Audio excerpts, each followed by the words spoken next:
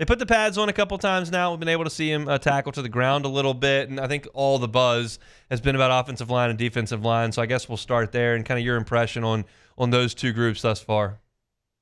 Yeah, it's definitely been the talking point for me and for I think everybody to this point, just because we knew going in that the offensive line was a question mark. It's been a question mark since, the bowl game even last year. We were like, what is this going to look like? How are they going to play?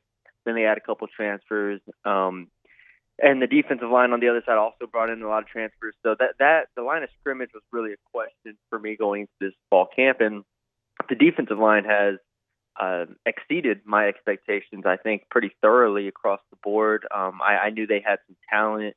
I obviously liked Brune and McKinley returning.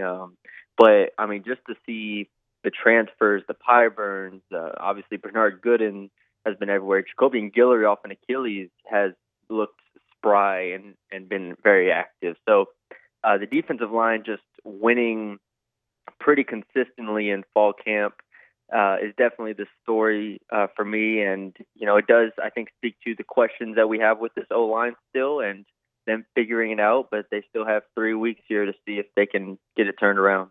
Let's go to the defense and talk about some individuals there. You mentioned Dom McKinley, somebody I know that you've been high on. What have you seen from him entering his sophomore year? Yeah, the defensive tackle spot was something I was interested in because I wasn't sure how Dom exactly fit because I don't think he's a true like nose guy. And then he's also just really big, so I'm not sure how he fits as like a 3 tech. So, but with the way he's played and his size and his strength, and Brian Kelly talks about it, you're really comfortable with him playing on the interior, whether it is in an A gap or just over the nose or wherever it is, just creating havoc. And he's been a handful for these guards at LSU. He has been a playmaker, and you pair him with, the Bros, Goodens, and whoever else. I think even Sean Washington's gotten in there for some. So it gives them a lot of flexibility, and I think he's a huge, huge part of this defense. Do you have an edge that you think's performed the best?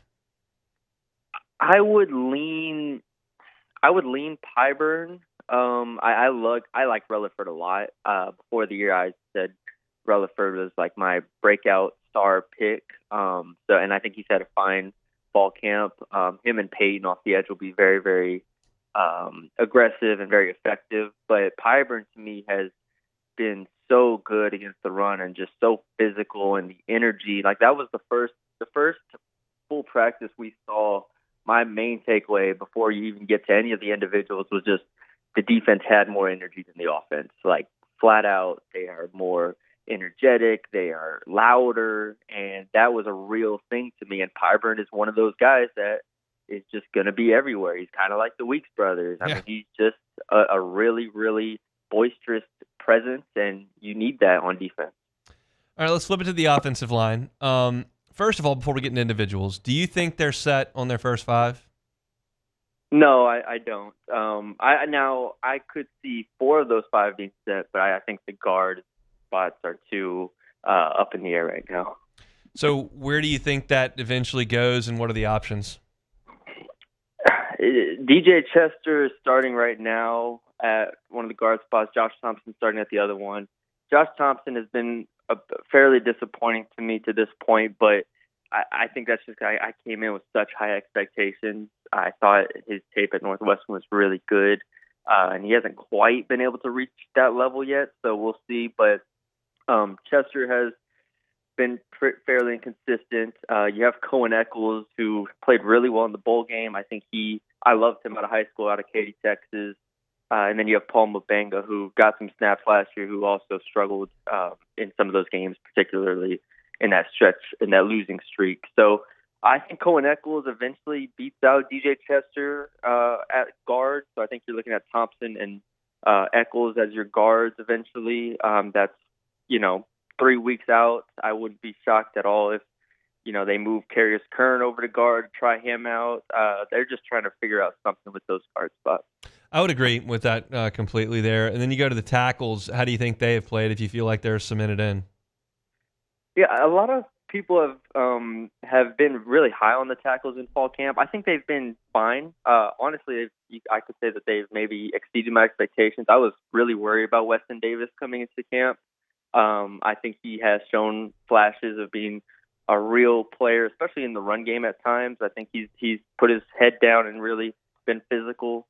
So I'm okay with the tackles. Definitely not a problem at this point. We'll see what it looks like when you go against some high-level defensive ends like Florida will have and Clemson and Ole Miss and whatnot. But at this point, they're not an outright concern for me, Tyree Adams and Weston Davis. A lot of praise for the tight ends that I've seen and heard from media that have been there. Where are you on that group? I'm high on them as well. I'm really bullish. I think the more interesting point to me is, and I just wrote about this morning, how exactly they are going to utilize them to. Because I understand, 12 personnel, you love getting two tight ends out there, and I think they will utilize them both on the field at the same time. But also, if this receiver group is as talented as we project it to be and as successful as it can be, it's going to be hard to only have two receivers on the field. And so it's definitely going to be a puzzle for them. I like Bauer Sharp to fill in that Mason Taylor role really nicely. He's not like a great blocker. I wouldn't say Mason Taylor was a great blocker, but they can get the job done on kick-out blocks and whatnot and counters and everything. So I think he fills that role. And then Trey'Dez Green is just going to be kind of malleable, and he's going to get on the field plenty, and he might play in the slot a little bit. I just think he's kind of that guy you have to have on the field. But Bauer Sharp's more of like a traditional Mason Taylor type tight end.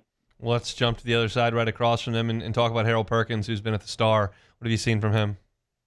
Yeah, he's been awesome. He's exceeded my expectations for him off of an ACL injury where he missed spring, he missed part of summer, and he just came back, and he just reminds you why he is, Harold Perkins, why he is a five-star athlete who could have been a five-star running back out of high school. He's just everywhere.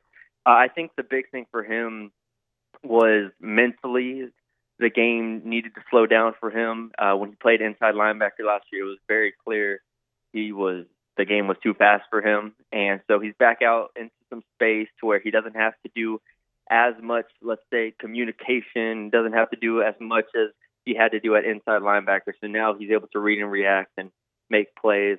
He's been in the backfield. He's been shedding blocks. He's had an interception. The only interception I've seen on Garrett Nussmeier was Harold Perkins. So really, really promising stuff from him, and we'll see how it continues to go. Last one here. Has this looked any different? They've sounded different from their focus on the Clemson game. Has it looked any different to you from the fall camps you've seen in the past?